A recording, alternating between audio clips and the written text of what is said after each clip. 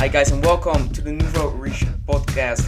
So today on this first interview we have a major player, Livaneli Yildiran, famous as the crypto millionaire. He has got 500,000 views on his 500,000 on his Vice Money documentary. He was on RTL Late Night, all the big shows he did, and now we have him on. Thanks so much for being here, man. Introduce yourself.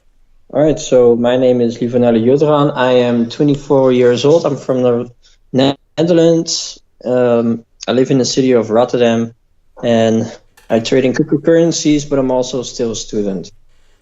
All right, nice. So, to start off, how did you start out? So trading in general, I started when I was, what's it called? There was this program on TV called RTLZ Beursspel, and I used to play that, the demo version of that. Well, actually, it's all demo. You basically get like a web interface, and on the web interface, you get 100,000 euros, and you can invest that money into real stock companies. And the money it's just fake. It's not real money. So if you make a profit, you cannot cash it out. But if you lose, you cannot cash it out either. So it's a demo version. All right. So that's the way you learned it, kind of. Yeah, that's how I got started. That's where I learned a lot. But I learned the most by doing just crypto trading in general. All right. So you didn't have any mentors or something? Well, there was one. Well, we had one, I think it's called an acquaintance in English, who used to work for the Dutch, one of the Dutch banks, and he had his own portfolio of clients where he used to trade for, and he gave me books and other guidance on what trading is, what the psychology behind trading is, how it works, and yeah, by reading the books and all the other materials that he gave me, that kind of was like the kickstart, and then the RTLZ Beursspel, I allowed it to actually put it into practice, the things that I learned from him. But it wasn't really that much of a mentor. It's more like someone giving you some tools and go ahead and figure it out yourself. Yeah, right. All right. So if you look back now, what would you do different? The cheesy question.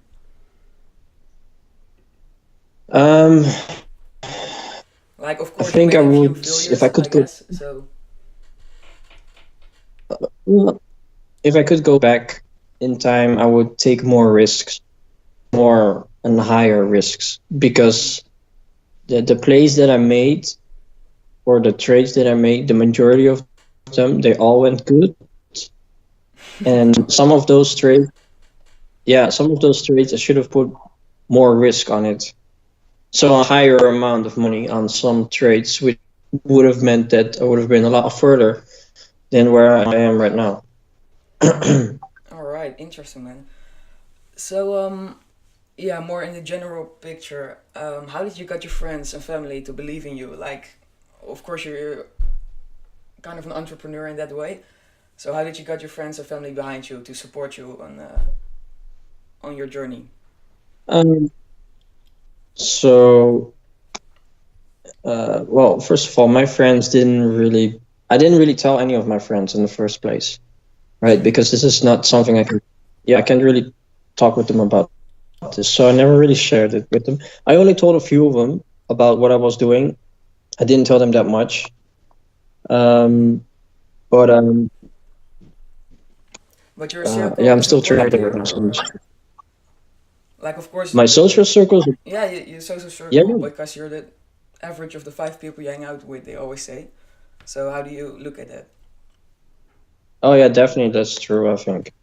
But I hang out with, well, actually it depends. So I usually hang out one-on-one. So I don't really do groups. So it's just one person, and I rotate it. So some of my friends I only see them once a month, but there's like 10 different people. So every week there's only two or three people that I do, and it keeps rotating like that. That's kind of how I do it. So everyone has a different way. For me, I think compared to other people around me who might be more extroverted. All right. So you have a healthy balance in that, let's say. Yeah, it works for me and it works for other people. So I think think it's fine. And my family always supported me in this, but they didn't believe in it in the beginning either. But yeah, Yeah, it was eventually, quite a bold statement, of course, from 100 to a million. So no, they believed that statement, but they didn't believe that I was actually making real money, like actual euros, because they figured it's just like Monopoly. It's like a game. You can't really cash it out. That's the only thing they didn't believe. Because they know I started with only 100. They were there, but they never believed me when I got like 1,000 euros out of it. Like it's not real money. How does it work? yeah, I have that. My grandma's like that. I told her, I'm gonna do an interview with a guy who makes quite a lot of money. She told me, yeah, well, it's not possible. You gotta go to school, that kind of things. But you destroyed that whole mindset, kind of. You don't need to go to school for everything, to be honest. I think a lot So of people focus on getting high grades, but a high grade is not gonna guarantee success later on in life. definitely, definitely. So So it's just what a would you mind. do? Like say in my position or a guy who's 13, 14, 15. What would your advice to them be? Take risks. Just do it. Seriously, just take risks. Because when you fail, you learn so much valuable information that will put you light years ahead of other people who don't take risks. So just take risks. That's like number one priority. You have no idea how many like small companies I started before I got to this point, and they all failed. Like I had a company for a small website that was doing news articles on Bitcoin. I started that thing 3 times. All 3 times failed, but I kept trying anyway. Right. And that also, by creating the news website, I learned a lot about trading because you start to like mingle into the cryptocurrency industry. You kind of got to know what's going on. Mm-hmm. That's kind of rolled into it as well. So it's like it's a win-win. All right. So your biggest failure? What do you think? Like your Uh, all-time biggest, like I shouldn't have done that. Wait, let me think. Hold up.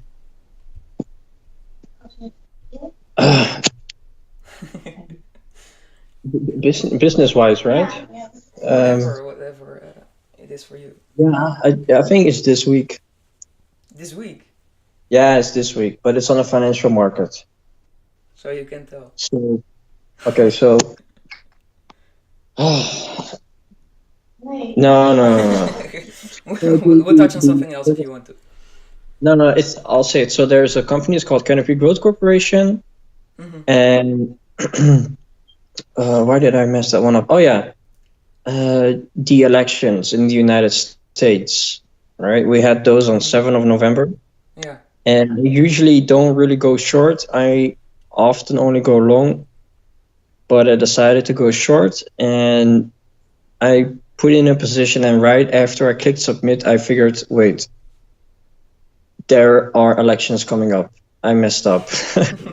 So, yeah, anyway, the company is completely overvalued, but still, nonetheless, the price went up like 20%, which meant that I was in a massive loss if I sold.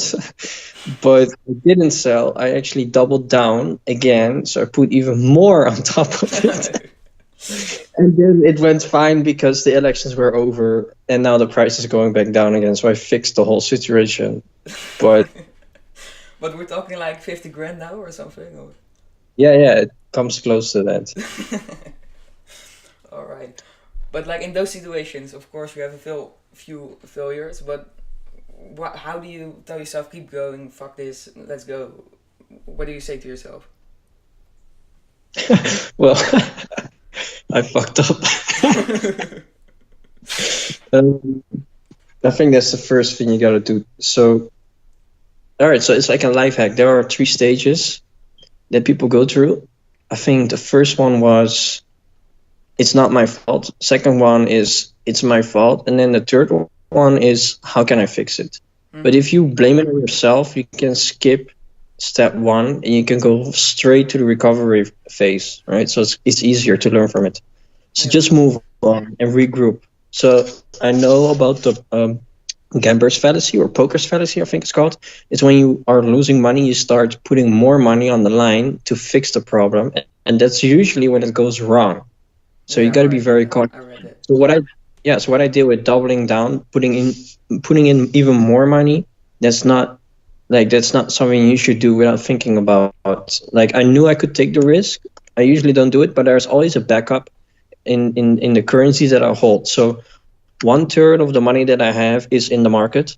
Mm-hmm. Another 1/3 is cash reserves to back up the money that's in the market, and then the other 1/3 I try not to touch that like ever at all. That's like backup of backup of backup. Yeah, It's like right. how I do the trading. So I just divide it a little bit, and Like I with knew that Warren if Buffett, don't put all your eggs in one basket. That one.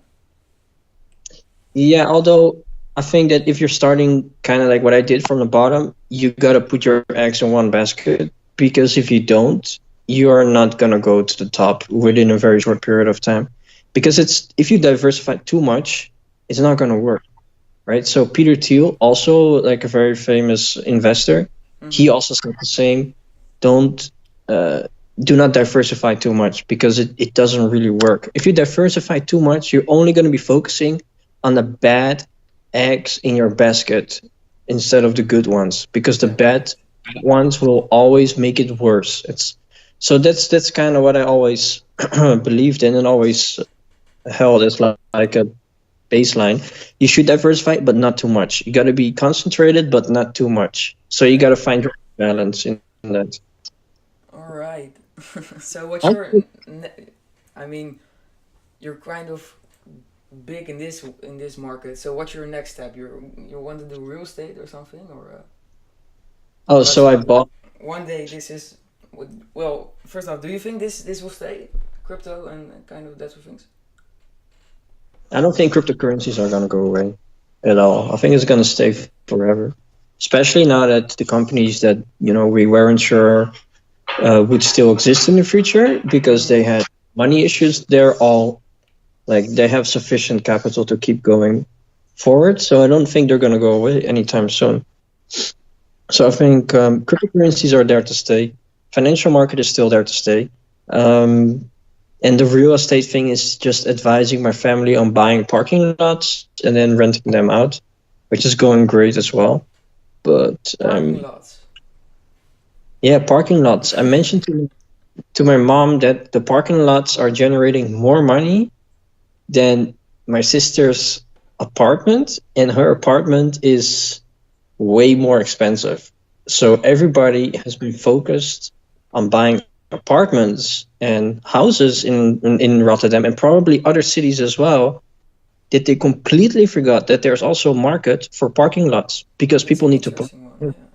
Yeah, and the parking lots they don't really like go up as much in value as a house, and the parking lot doesn't have any maintenance fee, right? It's just a parking lot. There's no uh, sewer pipe that's going to break, for example, unless of course you're unfortunate and your car is you like your parking lot is right next to a construction site or whatever. Mm-hmm. But yeah, Yeah, so in it's bigger just cities, that's a big one. Yeah, definitely.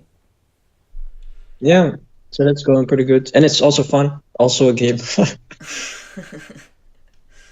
But so you'll stay doing this kind of in the internet way, in the crypto way, and kind of real estate then.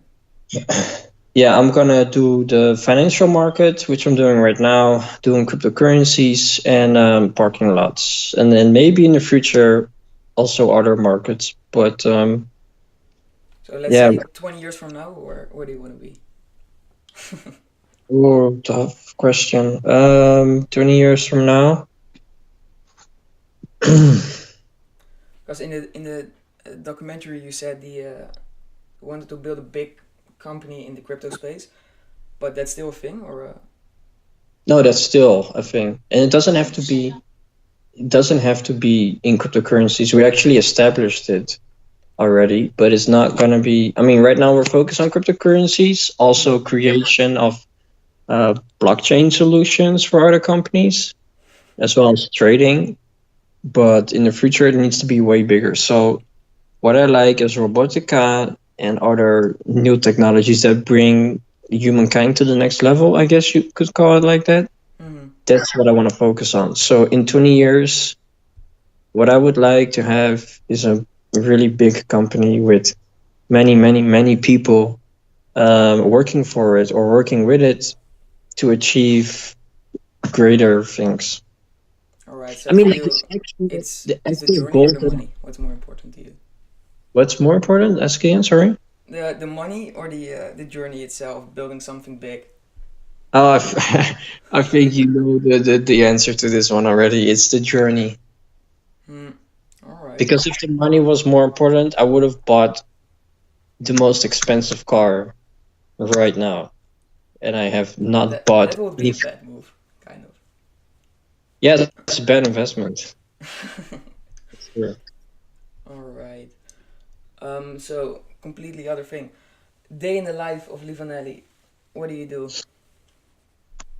Not much. Management wise. So it's mostly just reading, right? So if I wake up, first thing I do, reading, checking the prices, checking crypto prices because crypto is 24/7, and the financial market is mostly focused on the United States and Canada. So it's just waiting for those markets to open. It takes a few hours, and in between, it's just planning, like organizing for Cryptica, our company, and reading online. And reading online and formulating strategies takes up the whole day. So it's not like it starts at. Are you still there? Oh, okay. It starts at. Let's say I start at 9 and I quit at 9 o'clock at night, something like that. Maybe even later. It really depends. It's kind of sometimes. Because it's 24/7, like you said. So, I'm in e-commerce, but you can turn it off. You can say, I'm done for this day. But in crypto, that's not the case, of course. That's true, but crypto lately has been going a little bit. It's not as much volatile as it is right now, and I don't see as many opportunities as I used to see. I mean, there are still opportunities, but a lot less. So for me, I'm just very happy that everything is going a lot slower than what it used to be like, because now I can take a step back and do a little bit more relaxed. But yeah, you cannot really manage the stress. What I did find out, what I need to do is take more vacations and just seriously more vacations, and then just go into nature. So not vacation to party, but just vacation to relax and go to nature. Yeah, nature and books, by the way. Books. You read self-development? No, a lot of them on psychology. Well, I guess you could call it self-development a little bit, but most of them are psychology and like a book from Peter Thiel called 0 to 1, which I also recommend. I think it's a really good book. The only thing I don't agree is the monopoly part. If you buy the book, just check that out. And I just bought a book. It's called How to Change Your Mind. And that's about, I haven't actually read it yet, but it's about psychedelics and what it teaches us about the consciousness, which is also very so important. The things you can learn from in like a few hours from a book is life-changing, to be honest. Yeah. By the way, that How to Change Your Mind book is written by Michael Pollan, which is a good professor or whatever he is. All right. I guess that's kind of it. Those were the questions I prepared. Is there? Can I add one thing? Always, you can add one thing. Okay. So, when I made my goal, right, it was my own personal goal, and there is this quote that says, "You should never climb the mountain so the world can see you, but you should climb the mountain so you can see the world," right? So, I created the goal for myself, but not with the right purpose. because I wanted to do it to achieve greatness and show it to others, not with the vice. It's just the people around me that I wanted to show, like, I can actually achieve this. You guys are wrong. But by doing that, you're never going to succeed with achieving what you really want, which, yeah, it's complicated to explain. How can I say? I love listening to you, man. It's interesting. Yeah, like if you let yourself get dictated or you do something just to show it to other people, you're on the wrong path. You gotta do it because you want to do it, right? So I did it for both reasons. I'm still going on because I want to do it, but I'm not gonna do it because I want to show it to other people anymore. I did that in the beginning, but that was also because I was a lot younger back then. So I think that's one. And the second one is, what I realized is that when I reached the goal, my goal from 100 euros to 1 million, I didn't really feel anything. So for me, it felt like one. So it's you gotta have a feeling, right, when you look at your bank account and you see that. That's kind of you don't my way of thinking. Anything.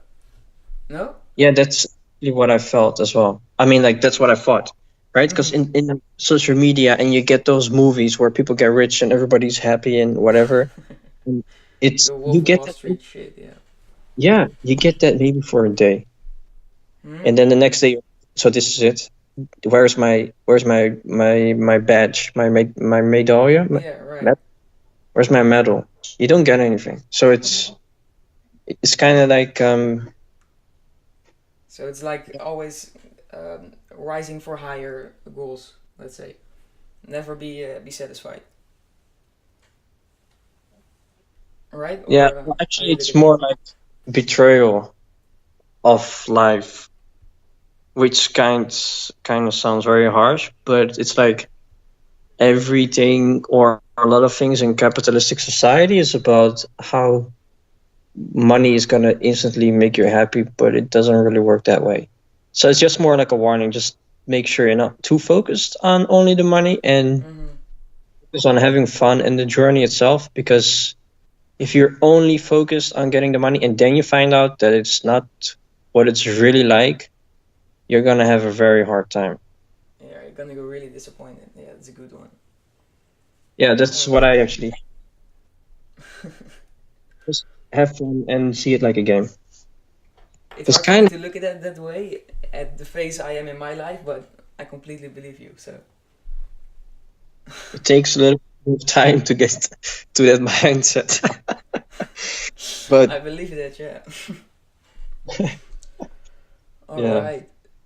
I should have prepared more questions, because besides crypto, there's a lot of things you know shit about. So I think I'm gonna email you in a few months for another interview. But thank you so much for now, man. Sure, no problem, man. I enjoyed it. Nice, man. Hey, have a good evening, and thank you so much. Thank you. And yeah, just send Madeleine a link where we can review the podcast. I will. I mean, like, listen to it. Yeah, right. All right. Thank you, Quentin. Yes, Ciao, ciao. Bye bye.